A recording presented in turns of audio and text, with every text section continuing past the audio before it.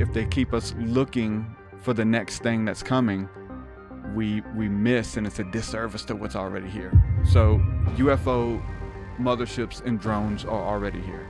Like, they keep you looking for something to happen so that you won't be focused on what is already here and already happening, or you won't try to make contact and meditate and see if they can commune telepathically, which obviously they can. I think it's reported, hands down by almost every contactee or abduction experience that they communicate telepathically with people without speaking English, kind of thing. It's like, if they commune that way, can we sit in our backyard and begin to try to think beautiful, positive thoughts and make contact with our mind? And I say that because I think the answer is yes.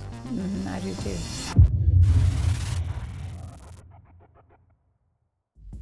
What's up, friends? Welcome to the TruthSeekah and Aaron podcast. We've been away for a while. We've been on some adventures. We've been on a little bit of a sabbatical, kind of taking a break. And we did our Reclaiming Eden retreat back at the beginning of October, which was awesome. We had so much fun. Yeah, it was so powerful and really special moments. I mean, it happens at every retreat, but this one had some really special moments that were key highlights for us and everybody. And just so grateful that we get to do that and invite our friends and community to come along. It was so much fun. We did that, and that was just fun of just being able to reset and plug in nature was amazing. And I was blown away of how quickly you can detach from technology and from internet and from media and stuff, and just put your feet on the ground and watch the sunrise and the sunset in the same day. And we had fun at that retreat, and then going to Chiha a few days away with me, you, and Nevaeh, our daughter. For her 21st birthday, we asked her what she wanted, and she said she wanted to go camping. So she wanted to go camping with the family, and we loaded up for 2 days and with the dogs in the vehicle and took off. Yeah, it was really, really fun being able, like you said, to watch the sunrise and set on her birthday from camping, and being able to wind down, reset our circadian rhythms. Like, it really doesn't take long, guys. If you feel the technology is getting to be too much, just take a day or two. Like, it really doesn't take long to get a full reset with Mother Nature. Yeah.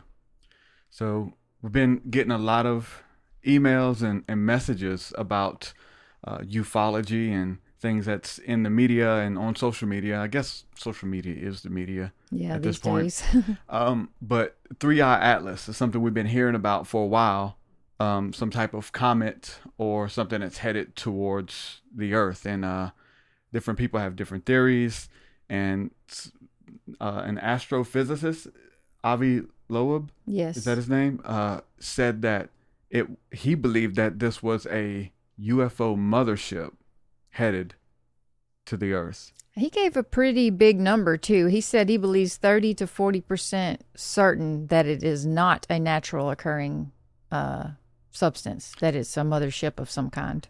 Is that a big number though? I think so for a scientist. I feel like a big number is more than 50. Yeah. Like once you hit that 51%, then it's like, okay, this is something we should look into. I feel like the other percentage is like, it could be, so, yeah, maybe, kind of thing. I still think it's pretty big for a scientist though.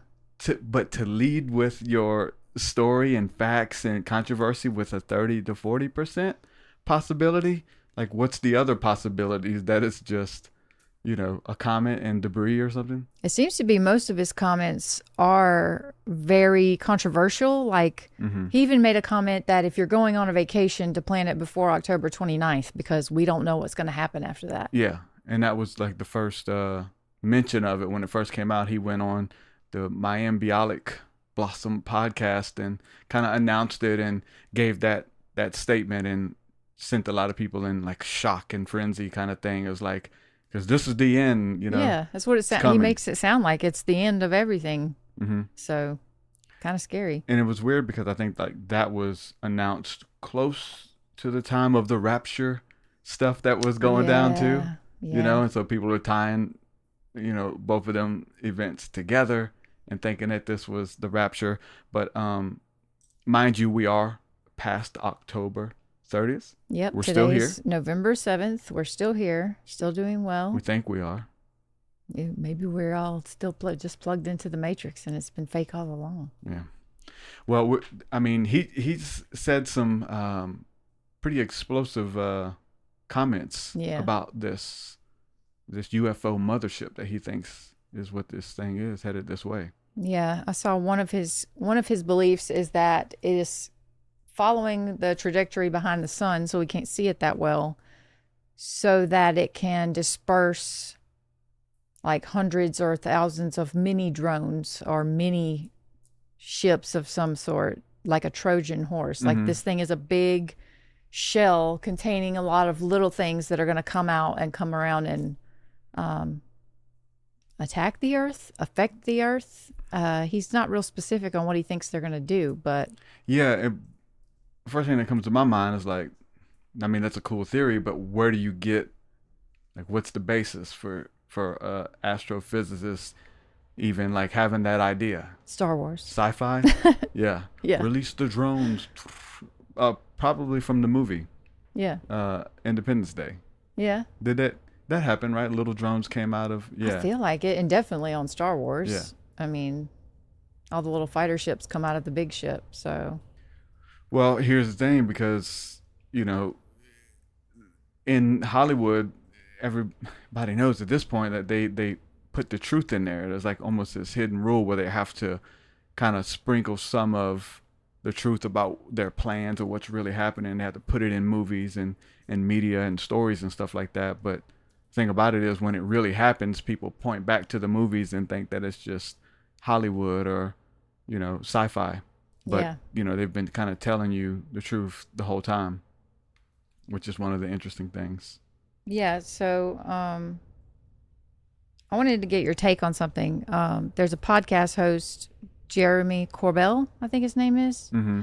And he's the host of the Weaponized podcast. And supposedly, in June of this year, he made some statements about a false flag event that would be coming, that the U.S. government is now starting to reveal the validity of UAP claims and alien life being a real legitimate thing.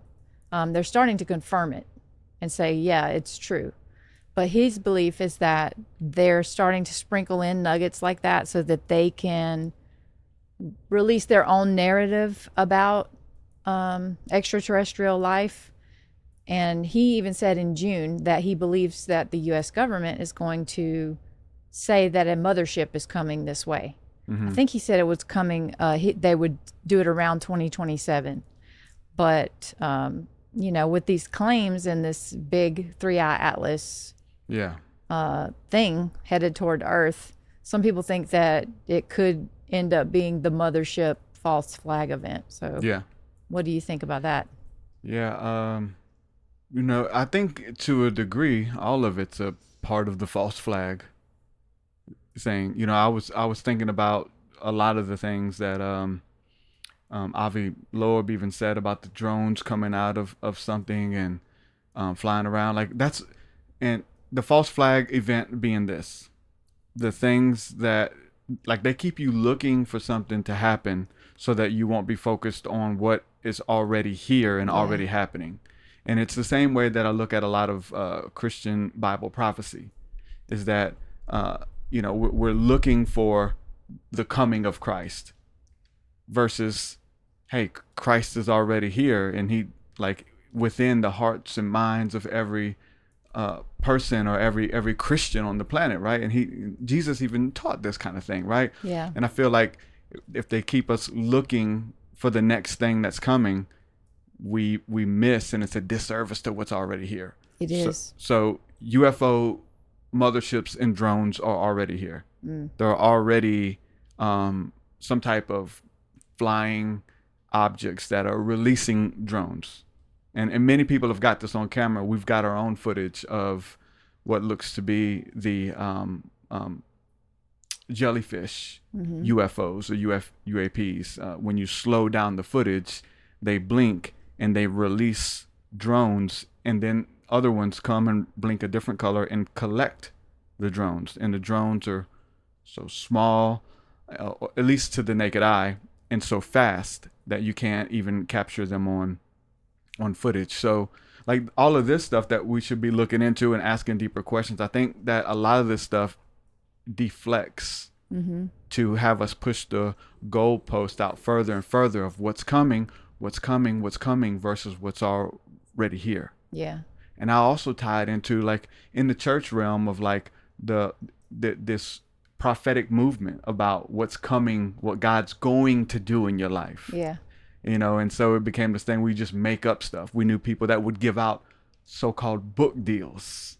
You got a book in you. You're gonna write a book. You're gonna do this and go do great things, and to like encourage you, which is cool for that. But then but they're like making it up as they go, and they can just on to the next church versus like those who really can operate in the prophetic, who show up and be able to look at you and tell what you ate for breakfast. They know your father's name, your grandfather's name, where you were 10 years ago. Like they're able to operate in that kind of level of the prophetic. So you have this idea of like a false flag or the fake false prophets or fake information being out there so that it's the wheat and the tares. Yeah. So you can't distinguish the truth from fiction. Yeah, and then too, if they control the narrative and they control what information gets released, a lot of times I think we saw it, back in 2019, 2020, the government uses these big catastrophic events to induce fear in the public, because when the people are afraid, they're more easily to be controlled. So in my opinion, it could be something that they use as a fear narrative to control the public or sway the public opinion to a certain thing that they are trying to establish. Yeah, wasn't it Reagan? Was it Reagan who made the famous speech, saying that the only thing that's going to bring us together was a UFO invasion or a threat from an off-world entity? Was it him? I think George Bush Sr. said some stuff like that too, didn't he? George Bush Sr. had I know, you may be right. It may be Senior. I need to look it up. Yeah, I do remember that speech. And it was kind of interesting to hear it from the lips of a president. And this is pre-AI, so it was an actual recorded speech. It wasn't something manufactured with a computer. Yeah, so I'm looking it up now. Which president had the famous UFO speech? Jimmy Carter. Oh, we were both wrong. Well, this is his no, this is all presidents who talked about UFOs. Okay. Is what this is.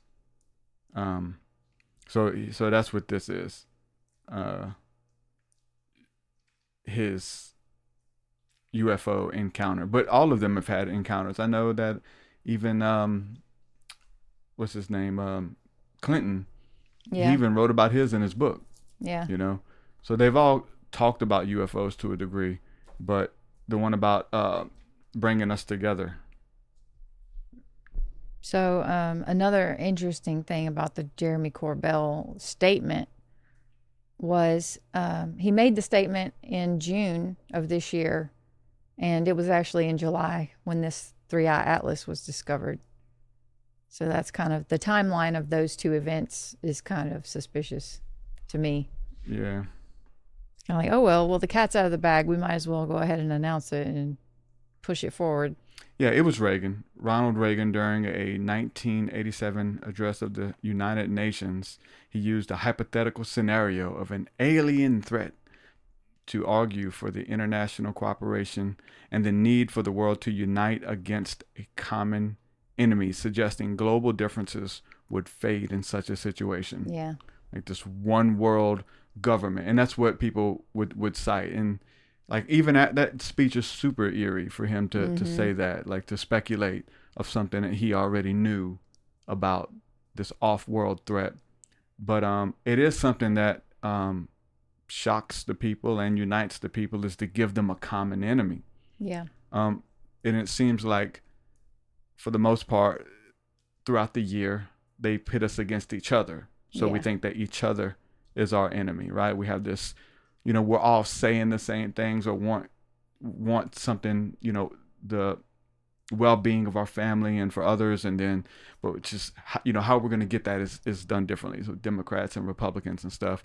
But then at some point there's an outside threat that like trumps all of the smaller social issues that we're arguing and fighting and rioting and protesting about once you give us another enemy. So we see 9/11 is when America was the most united, and even the COVID, how many people came together, but still, that divided so many people as well. So it's just divide and conquer tactic. That's always been done. And I think they've had divided will not stand. This one up their sleeve for a long time. Yeah. Yeah. I guess we should all just be waking up to the fact that we don't need to let people use us and sway us that way. Yeah. To question things more and question narratives more. Because all of the what I would call like UFO encounters that we've had haven't been scary for me. I've never seen a nuts and bolts like ship come down. I've never been tried to be abducted or anything scary like that.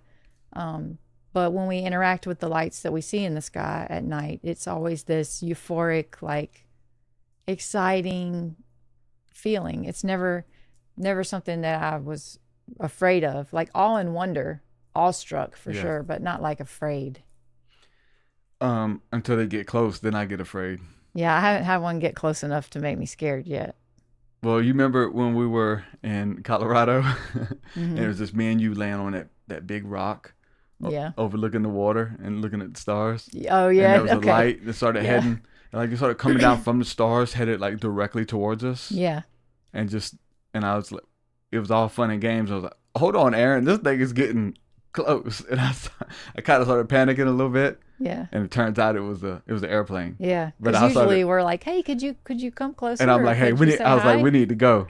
Maybe I was able to tell that it wasn't friendly. It was a human. It wasn't the benevolent beings from Zeta Reticuli. I say trust your gut in those situations, and you did. So run. We were all good.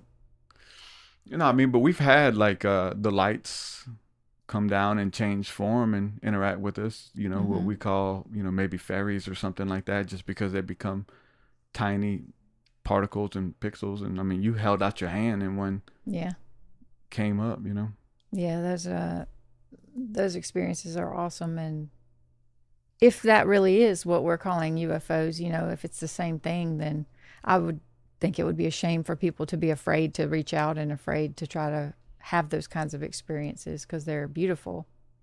No, I think that's part of the false flag and the conspiracy, especially with the UFO phenomena, is that like a lot of the stuff we've seen over the years has been fear-based alien abductions, that the aliens are going to come and abduct people, and the Travis Walton incident and pushing a fear-based, even like Independence Day scenario, right? Putting all that in the media so that when you have a genuine encounter or you see lights in the sky, that you won't try to signal it. Yeah. Or you won't try to make contact and meditate and see if they can commune telepathically, which obviously they can. I think it's reported, hands down by almost every contactee or abduction experience that they communicate telepathically with people without speaking English, kind of thing. It's like, if they commune that way, can we sit in our backyard and begin to try to think beautiful, positive thoughts and make contact with our mind? And I say that because I think the answer is yes. I do too. Because like we're in the backyard, stargazing and hoping to have an encounter, and we'll be just talking like we are now in this room at a normal tone. How can something that's way up into the universe, that high up, they wouldn't be able to hear what we're saying? So it has to be telepathic when they respond to your voice. Surely they can't hear it from there. They could. Maybe. And, they could have little devices, or I don't know. I don't know the science, but it seems like telepathic. Yeah. Because it's one thing for them to know what you're saying. It's another thing to them to know what you're thinking, or to implant thoughts to you. And which I've had happen. You know, I remember the time I tell you, like years ago, when I was just getting into the stuff and excited about it, driving my truck, working for Keystone, and driving through the country in Georgia, and looking up and seeing like a fighter jet fly across the sky. And as soon as I saw the fighter jet, like this download, this, impression came to me, and it sounded like me. It sounded just like a thought that I had, just came out of nowhere, that said that fighter jet is flying to scare off a UFO that's parked in the sky, and to look to the right and see it. And literally I turned my head and looked in the path that the fighter jet was headed, and there was an object sitting there, like reflecting the sunlight, that's just perfectly still. And as soon as I said, oh, I looked at it and made the connection that it kind of like saw that I knew, it vanished and disappeared, and the jet kind of flew through it. And that was like one of my first like interactions, like, oh, this is crazy. So we talk about like trusting your instincts and going with your gut feeling and stuff, and like, maybe we are connected to not just, UFOs or aliens speaking telepathically. We're connected just like E.T. and Elliot was connected. Yeah. But because if we look at the psyop or the false flag, the reality is we're connected with all life. All life is connected. We're connected with each person, with each animal, with, the microbiome of our guts, of the land around us, all the leaves that have come and have died and changed, and all life is connected. And I think that that's even a bigger part of the psyop, to make us forget who we are and where we came from, and how these things speak to us, because all that stuff speaks to you telepathically, thought forms and impressions and the way that you're feeling. Like, so I look at all of that kind of stuff to like double down on what's already here. You're already connected. So maybe if they are there, you tune into their signal, boom, they can hear you. All this work's coming out about people being able to do that, like the telepathy tapes and those kids, like that science or whatever, that they know when their child or mother is going through something, or even what they're thinking. And they're doing this in placebo test runs, that's getting to that conclusion that ESP and telepathy and all this stuff is real. And it's more than just like a color too, something that could be easily a coincidence. These are like kids that are reading 6-digit numbers that their parents are looking at, and the kids are not. They're in separate rooms, separate buildings, blindfolded, all of that. And they're calling out the numbers or reading a line in a book that the parent is looking at. It's wild. Yeah. You hear these stories of like from people. There was a rapper I think I was watching an interview with the other day, and he was talking about meeting a mysterious man at a club, and was like, knew what he was thinking. He got like scared of the dude, like, because he didn't fit in. He was looking at him kind of weird, and he thought to himself, like, I need to make sure I got my gun in case this strange individual try something. And the dude looks at him and says, I wouldn't do that if I were you, or now you don't want to do that or something, and like spoke to him and told him that, and it shocked him. Like, people that can read your mind, and I believe in that for sure. Like these so-called aliens and the little green men thing, that there are people here that are those beings, if you will, that are interstellar people that are like, maybe hundreds or if not thousands of years old. I don't know if it works that way or if they're trained on their spirituality, but there's people, like, I'm certain, that I've met, that very similar instances, and they work regular jobs and they do regular things in their planet and just all over the Earth. Or at least beings that look like humans. That maybe they're not human beings, but they take the form of human beings, like the angels did in the Bible. Yeah, until they shapeshift and show you their true form. Yeah. You've heard those stories too. I mean, Billy Corgan from Smashing Pumpkins has a crazy story of being in a studio and somebody looked at him and showed their like reptilian form to him and freaked him out. Like these people like have the ability to do that. Mm-hmm. Now, whether they're, reptiles or light beings, And even as humans, human beings, I think that we've been taught to forget who we really are and forget where we came from and forget certain innate abilities that were birthed into us when we were created. And it's either been, like poisoned or filtered out of us or brainwashed out of us over the decades. Mm-hmm. But like, especially women, human women, when you're out, you get like sensations and feelings about things. You get, I don't know if I would say every woman is an empath, but I would like to think every woman has the ability to perceive things about people. Like, when you've been out in public and you get someone walks by and you get a feeling about them that there's a dangerous person, you should leave immediately, those kinds of things.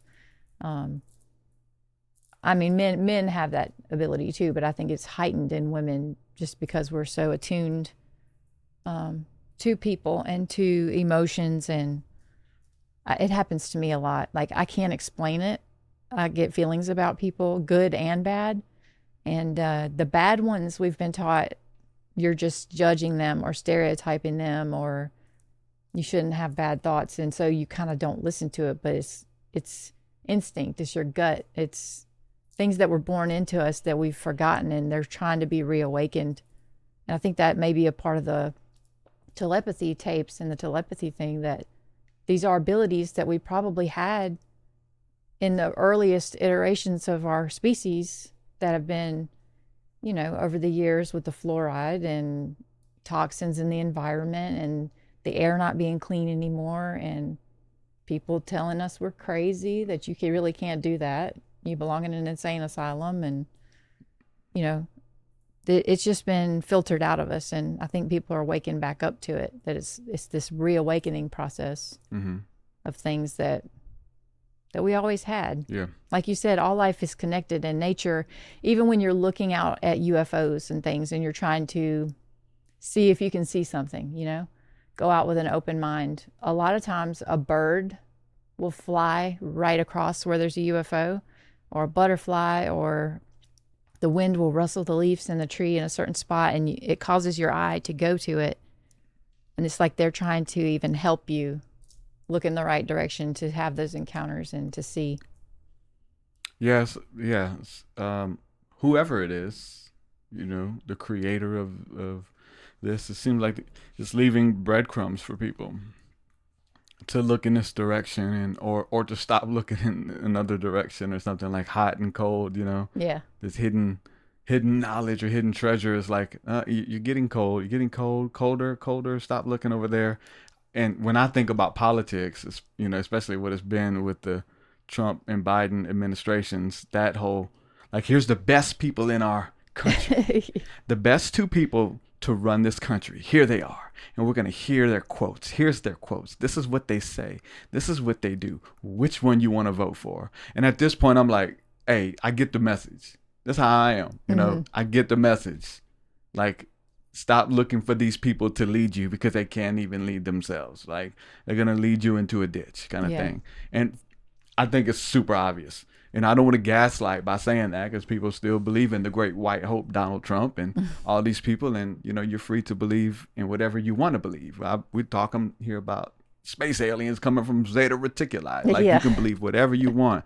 And we still love you. And I hope you still love me, because I love everybody. And but that's just the thing. Like, it's the divine comedy where you can look back at it and it's like, man, we're trying to get your attention. We're trying to show you that, like, this is, this system that we hope is going to fix or something is broken. Mm-hmm. And it's been broke. It's designed that way.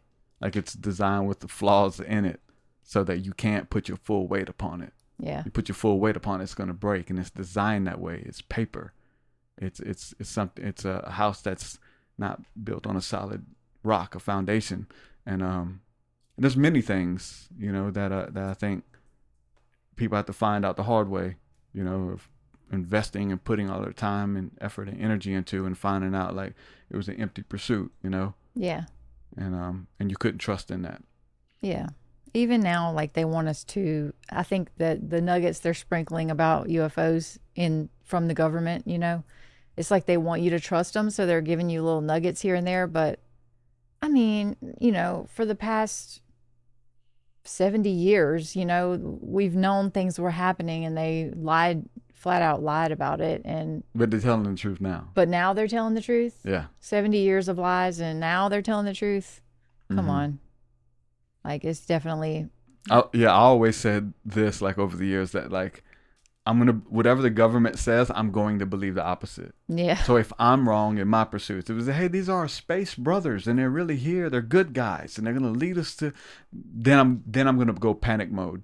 If they come out with something like that, then I'm going to panic. Yeah. But if they say, hey, they're a threat, we need to kill them, then I'm like, hold on. Like, I think you're lying. Whatever they say, I believe, maybe, like you said, you learn pattern, recognition. I mean, what is synchronicity if it isn't pattern recognition of signs and symbols that are just keep showing themselves to you over and over and over?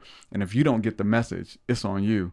It's not on, anybody else. So I think that they're trying to get us to take the hint Mm-hmm. and wake up from, our slumber. Yep.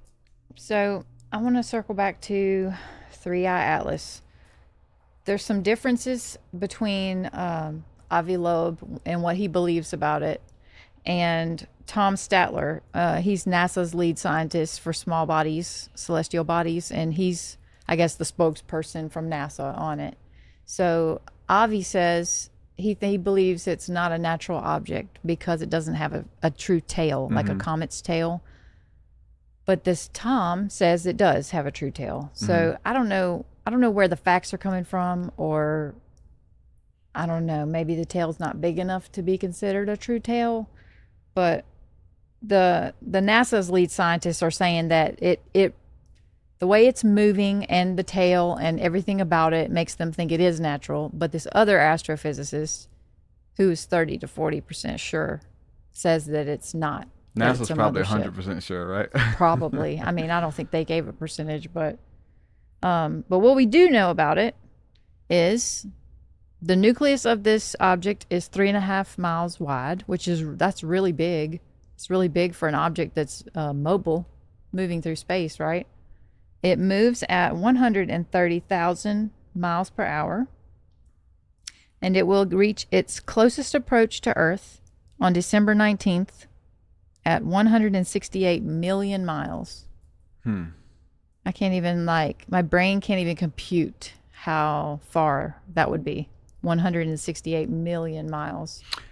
These numbers are astronomical. I think for a reason, because how do you even measure 130,000 miles per hour that it's traveling? Yeah.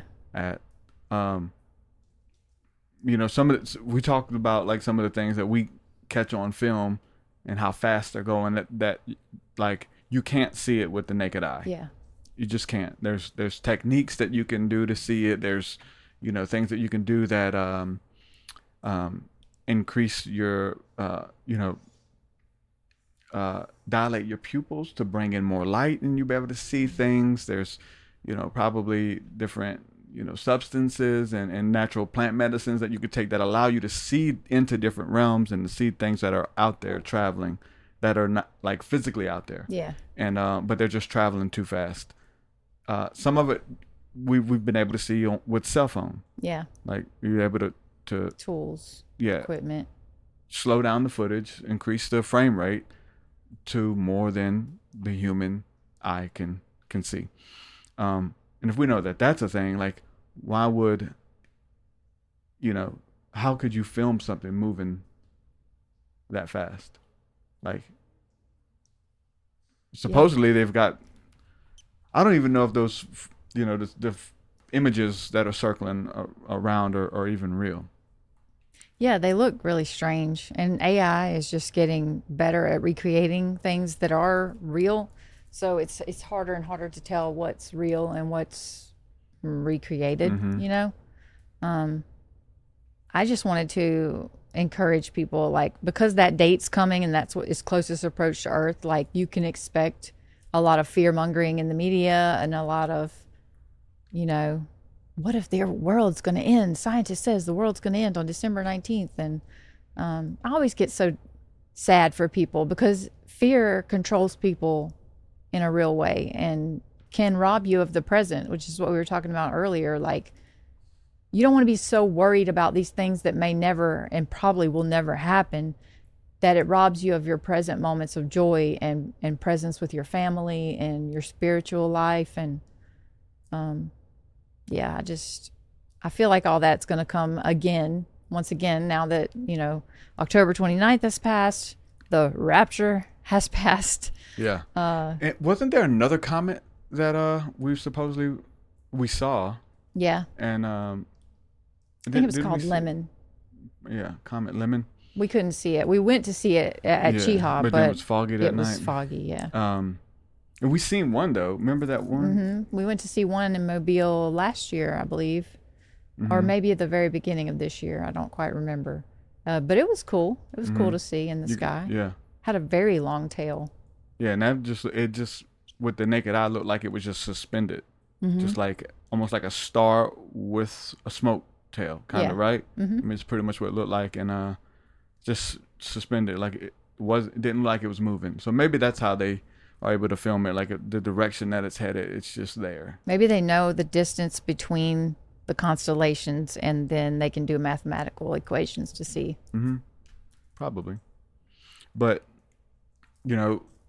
we've had some beautiful experiences with what look to be comets, meteors, asteroids. All of these things mean different things in the etymology of the language, and very, living organisms, angelic beings. They are omen bringers, so much so that the astrologers would watch for these comets to see what type of comet it was, because something was signaling to them what was coming upon the earth.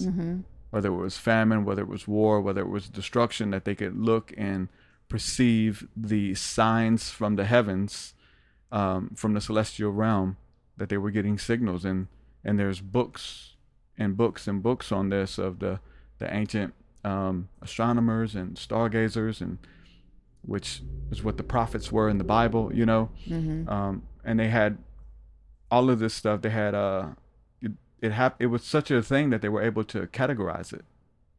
Like, if you see a comet with this tail, or they would call it its hair, this was something interesting. They would say that the hairs of it would call that the tail, like the mane, like a horse's mane. And that is interesting. you think about the types of horses of the apocalypse or whatever, you get that imagery, and it seems foreign to us, but when those books were written, and used that symbolic language, as in hair, maybe it was talking about something else, this rider or this angel that brings this kind of thing to the earth, a comet falling and changing up the season for the earth, for the inhabitants of it. Yeah, and the scientific part of it too, you can look up now the different colors, and they say that when we have meteor showers and things like that, the meteors that streak through the atmosphere, the color of the tail is either what it's made of, or what that part of the atmosphere is most potent in, like what minerals. I think phosphorus is one, magnesium might be one, but there's a chart you can look at, and so whatever color meteor you see has to do with what elements are around it and make it up. So that's pretty interesting too, that they've been able to figure that out. Which, I forget which word it was right off, but one of them, it was either meteor, I think it was meteor, but it was, or asteroid, one of them. It was either meteor or asteroid, like, meant that it was able to sustain life, like a piece of a planet or a rock that is able to sustain life. I forget which one it was and where I even got it. It was the old, either the etymology or Oxford English Dictionary, one of the old quotes. I'm going to try to look it up real quick. Yeah, see if you could pull that up, Aaron. But, you know, it's super interesting. And I don't,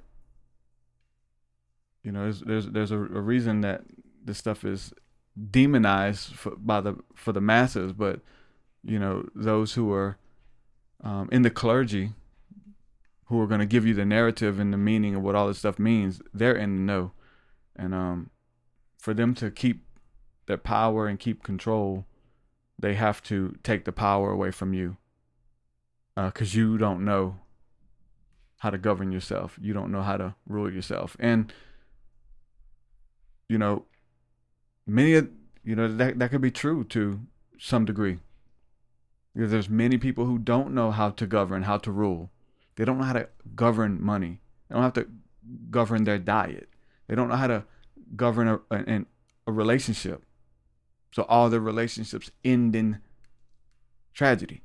All of their finances end in tragedy. They don't know how to govern. So, like, what you need appears and shows itself to you, and the government becomes that for you, because people can't govern themselves. And so, when they're talking about control or controlling a narrative, like, and power and energy and all this, you know, I think it should be governed, and it should be,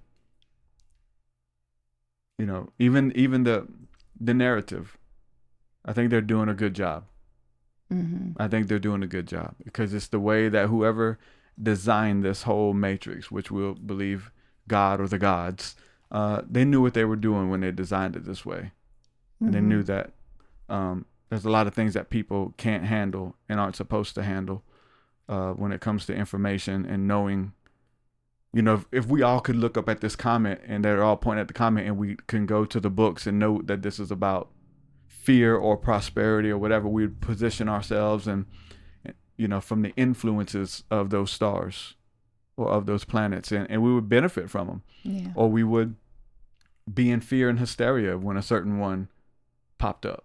So for some, you know, people wouldn't go to work. Yeah.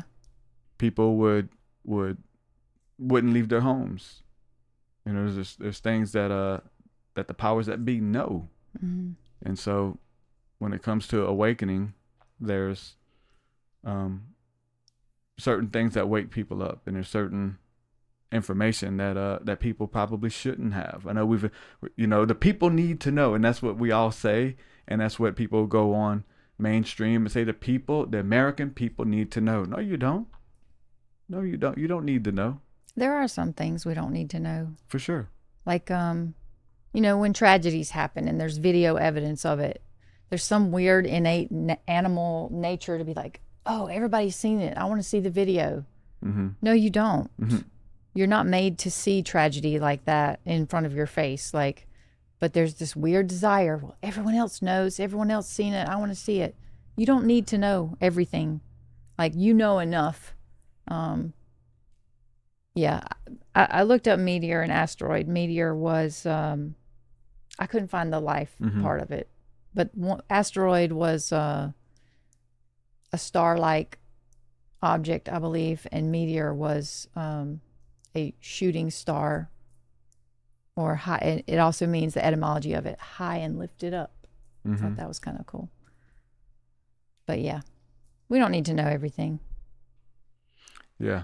Sometimes what's the scripture? Is it a scripture? Much knowledge comes much suffering. Yeah. Is it suffering? Heartache. Yeah. So, I mean, you may feel like you need to know, and if you have that passion, then just keep pursuing it. But know that with much knowledge comes much heartache. And like, all is vanity, and it becomes vexation of spirit. It does. Definitely yeah. can be, you know, and so And I think those who are governing and leading, again, I also say they're doing a good job of blanketing and covering the sky so you don't know, like, like, what if they're, what, there's, what if you could see the entities and the energies and the aliens and the invisible creatures that are here, like attacking you or leeching off your energy every day, all day. Like, I get the messages in my inbox, so I Yeah. already know what happens to people, and I've Mm. been through it, so I know what happens to me going through stuff. When, like, before, finding out truth or how reality and the matrix and the way things work, and talk about this idea of the matrix, and which pill do you want? And everybody wants the pill that wakes you up. Will you take the red pill or will you take the blue pill? And I forget which one. What is it? The blue I pill think so. wakes you up and you be able to see the reality of the matrix and the way things work. But like he says, be careful, because you can't go back. You can't undo it. You want to go back to the 9 to 5. You want to go back to living a regular life. Then take the other pill, because once you have tasted of this one, it's impossible for you to go back. You can't. And so I'm of the opinion now of, like, hold on, how about, like, we shouldn't be taking pills from strangers to begin with. Who is this guy? Yeah. You know what I'm saying? Like, the stranger showing up trying to give you pills, and what pill you want. Like, don't take either one. Slap them, and don't do drugs, people. Like, Yeah. you don't have to take. There is another option, and because you can't unsee things. You can't unsee the videos and all of the knowledge, and because with much knowledge comes much heartache. It's all vexation of spirit. So there's a piece of me in the middle. It's like the devil's advocate. It's like, hey, because I want to see it. I want to quit blocking out these anomalies and let us see. It was like, you really want to see the anomaly? You really want to see the boogeyman? Like, there's a reason you can't see him. There's a reason you can't, see it with the naked eye. Yeah. Do you want to be able to perceive the stuff we see on camera with the naked? Probably not. Yeah. I remember the first stuff I started catching on camera was just insane, and I'm like, I don't know if I'm supposed to, and I haven't released much of anything. I know. People It's are like, always asking. I talk about stuff, but the interesting thing is, like, we talk about it, but other people are capturing similar things Yeah. on camera that they're starting to release. So that, a lot of this stuff's already out there. But some things are like, hold on, like, what's going on? Like, these large entities, like, approaching Earth and Yeah. devouring one another, and it's like, what's going on out there for real? Yeah, it was really fun at our retreat in California when you kind of did it was pretty brief cell phone tutorial of how people can film things in the sky, and it was even during the day. Yeah. And how many people were able to do it and get things, and their minds were blown, and they were like, TruthSeekah, what is this? What is this? What's happening? And it's just like, what is it? Yeah. I don't know. That's for you to determine and decide, like, I can help you capture it, but how it makes you feel and what you think it is up to you, really. But it's interesting, like, how quickly you can do, like, a brief tutorial of how to use your phone, and people are catching things that are blowing their minds. Oh yeah. Yeah. And it's interesting too to to look at the science behind it. Is it from different, do different people see different things at the same time, from a different region or whatever? Like, are they seeing different activity in the atmosphere? Yeah, is it more activity, or is it just less light pollution? Like, those kinds of things too. Yeah, but you have the interest and the intrigue, but like, you have to be okay with not knowing too, because there's so much that we don't know. Because once you get to a place where, like, you're know-it-all, or you can't listen to information that's that's against what you believe, or from a religion, or from a person that doesn't believe like you, or believes this, other theories, or it makes you shut down to not be able to receive from them. And so to remain open, or to what, hold all things loosely, if you will. I think that's the true meaning of detachment. Like, a lot of, not religions, I don't know, spiritual circles, talk a lot about unhealthy attachment, and that you shouldn't have unhealthy attachments. You should stay detached. And I think it's more of that, like being able to be okay with not knowing and be okay with the middle ground, be okay with the journey. Because, I mean, even once you find out this thing that you want to know so badly, there's going to be a next thing that you want to know so badly. And it's going to be a journey to get to that thing. So to be able to be present and enjoy the journey to get there, I think is the true meaning of not being unhealthily attached to something, to an outcome or that kind of thing. For a long time, it was really hard for me to be in that place of being present, not knowing, not having a task done. Like, if I had a task to do, I just wanted to do it as fast as I possibly could, fast and efficient. But to be present during the task and to do it slowly, there's a different kind of gift in that, different kind of enjoyment in it. So we're talking about words and etymology and that kind of stuff. Thought this was a little interesting. I looked up Atlas. We've all seen the image of like the statues of the bearded man holding the world up on his shoulders, and that's who we know as Atlas, right? From mythology. Well, the story of Atlas is there was a war between the gods, the Titans, who are the 12 children of Gaia and Uranus. Gaia is earth, Uranus is sky.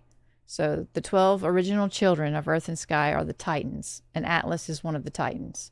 Then their next generation were the Olympian gods, who ruled from Mount Olympus. And there was this war for 10 years called the Titanomachy. They were fighting who's going to be able to control the cosmos, the old gods or the new gods. Well, after 10 years, the new gods won, and Atlas was punished by being sentenced to hold up the heavens and the sky on his shoulders for all of eternity. And the rest of the old gods were doomed to the underworld, to Tartarus, for eternity. So that story I thought was interesting, that this object is coming named Atlas, that, I mean, the world's changing so much, and people who are in power, that kind of stuff, it does seem to be a war back and forth. And I don't know. I just thought it was an interesting story to share about the name Atlas and what he does and what he was expected to do, what he is expected to do. Carried the world on his shoulders. Yeah. It originally was just the sky and the heavens. And then over time, I could think the mythology morphed to include the whole world. Yeah, you see a lot of the that mythology and stuff in the Bible too. I think it ties in. Like they said, that's just Greek mythology.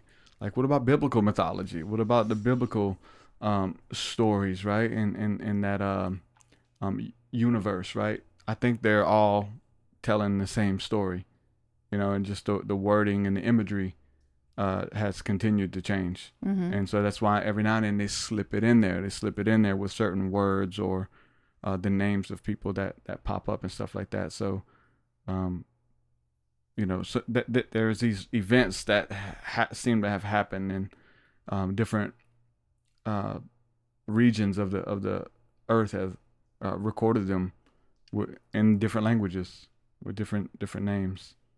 Talked about this order of out with the old and in with the new, and it obviously every time it's never been good.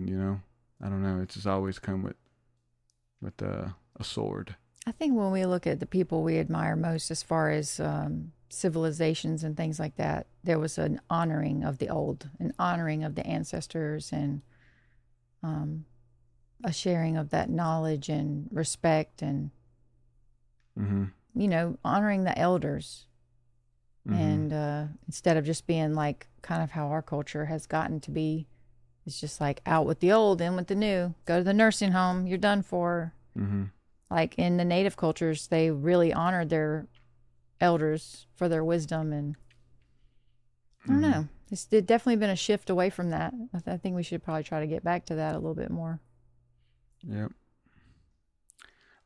You mentioned our retreat, right? Well, we mentioned the retreat, but you have I don't know when this is going to be up, but you have an upcoming forest bathing sound healing event here in Alabama next weekend.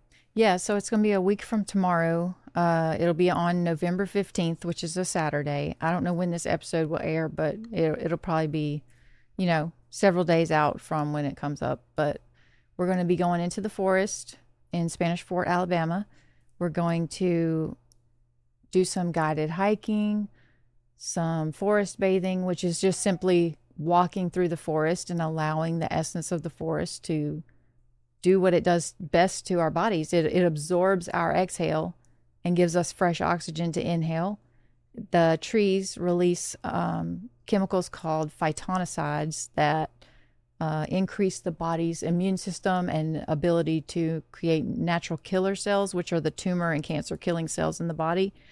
It's just a very healing thing. And it's so basic. Like we should know, like when somebody's mad, you tell them take a hike. I mean, it's a natural thing to get back to just go take a walk through the forest and let the forest do what it does. And so we're going to go honor the trees. And then at the end of the evening, after some fun activities, we're going to have a little fire and a sound bath so that we can give back to the forest and maybe give some healing frequency to the people and the land. And if anybody's interested in coming, you can find the event on Facebook on my social media page, and tickets are available via Venmo. Yeah. So if you're interested in that, come on out. We get a lot of messages from people in Alabama. So there are people locally, and there are people traveling to be there too, which is interesting because it was kind of like a little small thing you wanted to do, but you put the word out and people are like jumping on it and coming out. So traveling like across the country. So that's really cool too. Yeah, and camping's included in the ticket price, so it's a camping experience there at a private campground in the state park. It's gonna be fun. Heck yeah. And for those of you who want to support our work or be a part of our membership platform, you can sign up on Patreon. You can go to www.patreon.com/TruthSeekah, and you can get access there of our guided meditations. You can get that all of them are available with the membership. We do weekly sessions, weekly hangouts, pretty much what we're doing right now, but with a community, like whatever they want to talk about. Usually, we just roll off of each other and just hang out. So we do that on Thursday nights and Sunday rising sessions, and they've been really good and been in many seasons where we don't put a lot of stuff out publicly, whether it's a podcast or not creating videos and stuff or talking about this stuff, which is stuff we're really into. We just do it behind the scenes with our community. Yeah. And we hang out with them and roll theories and ideas off of them versus coming on the podcast and doing it. So sometimes we gotta like jolt ourselves and make ourselves do something for the general public because we've got a cool like community or what feels just like a friend group of people who like consistently twice a week hang out with us and we roll ideas. Hey, have you heard about this? Have you seen that? Have you read this book? Hey, what book's that? And it's just really fun to finally like have your tribe of people that you can connect with that don't judge you and you can talk about anything with. Yeah. You can bring up anything with. So we do that with our community calls and on our retreats. And so we'll probably have some more dates where we're talking about the upcoming retreats. But if you are interested in getting more behind the scenes stuff, private access of videos, documentaries, all that stuff, go check out the Patreon. Again, patreon.com/TruthSeekah, or you can simply go to seer.school as well and get access to the app that way. Yeah. And thank you guys for the support and the love and giving us a little time off. We need some breathing room, and it's been very, very good for us. But we're so happy to be back and doing podcasts again. We've missed it. Yep. And with that, we're going to say peace and shalom. We love you guys. We'll do it again. All right. See you soon. Peace, peace. Later. Hey, thank you so much for watching this episode. I hope you enjoyed. I want you to know that there is a video right here that you can watch a video right by me. Click this video. No, don't click his video. Click my video. His video is probably about demons and dark stuff anyways. And mine's probably about angels and awesome stuff. She has a point. So you decide, the demon or the angel.